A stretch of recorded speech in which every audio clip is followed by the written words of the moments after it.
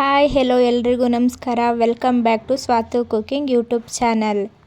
ಇವತ್ತಿನ ರೆಸಿಪಿನಲ್ಲಿ ದಂಟು ಅವರೆಕಾಳು ಹುಳಿ ಸಾಂಬಾರ್ ಮಾಡ್ತಾ ಇದ್ದೀನಿ.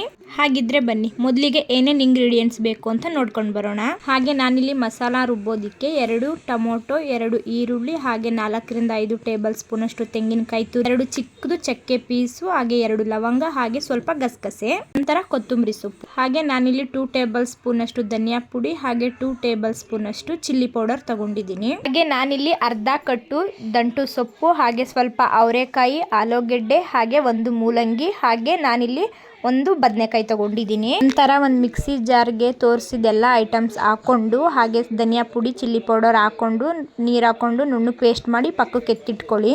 ನೆಕ್ಸ್ಟ್ ಒಂದು ಕುಕ್ಕರ್ಗೆ 2 ಟೇಬಲ್ ಸ್ಪೂನ್ ಆಯಿಲ್ ಹಾಕೊಂಡು, ಸಾಸಿವೆ, ಹಾಗೆ ಸಣ್ಣದಾಗಿ ಕಟ್ ಮಾಡಿರುವಂತಹ ಈರುಳ್ಳಿ, ಕರಿಬೇವಿನ ಸೊಪ್ಪು ಹಾಕೊಂಡು ಚೆನ್ನಾಗಿ ಫ್ರೈ ಮಾಡ್ಕೊಳ್ಳಿ. ಈರುಳ್ಳಿ ಎಲ್ಲ ಚೆನ್ನಾಗಿ ಫ್ರೈ ಆದಮೇಲೆ ಅರ್ಧ ಟೊಮೊಟೊ ಆ್ಯಡ್ ಮಾಡಿಕೊಂಡು ಅದನ್ನು ಚೆನ್ನಾಗಿ ಫ್ರೈ ಮಾಡ್ಕೊಳ್ತಾ ಇದ್ದೀನಿ. ಟೊಮೊಟೊ ಎಲ್ಲ ಚೆನ್ನಾಗಿ ಸಾಫ್ಟಾಗಿ ಫ್ರೈ ಆದಮೇಲೆ ದಂಟು ಸೊಪ್ಪು ಹಾಗೆ ತರಕಾರಿ ಆ್ಯಡ್ ಮಾಡಿಕೊಂಡು ಚೆನ್ನಾಗಿ ಅದನ್ನು ಫ್ರೈ ಮಾಡ್ಕೊಳ್ತಾ ಇದ್ದೀನಿ. ತರಕಾರಿ ಎಲ್ಲ ಚೆನ್ನಾಗಿ ಫ್ರೈ ಎಲ್ಲ ಆದಮೇಲೆ ರುಬ್ಬಿರುವಂತಹ ಮಸಾಲ ಆ್ಯಡ್ ಮಾಡಿಕೊಂಡು ಮಸಾಲ ಹಸಿ ಸ್ಮೆಲ್ಲೆಲ್ಲ ಹೋಗೋವರೆಗೂ ಇದನ್ನು ಚೆನ್ನಾಗಿ ಎಣ್ಣೆಯಲ್ಲಿ ಫ್ರೈ ಮಾಡ್ಕೊಳ್ತಾ ಇದ್ದೀನಿ. ಮಸಾಲ ಹಸಿ ಸ್ಮೆಲ್ಲೆಲ್ಲ ಹೋಗಾದ್ಮೇಲೆ ನಾನಿಲ್ಲಿ ನೀರು ಆ್ಯಡ್ ಮಾಡ್ಕೊಳ್ತಾ ಇದ್ದೀನಿ. ಹಾಗೆ ನಾನಿಲ್ಲಿ ರುಚಿಗೆ ತಕ್ಕಷ್ಟು ಉಪ್ಪು ಹಾಕೊಳ್ತಾ ಇದ್ದೀನಿ.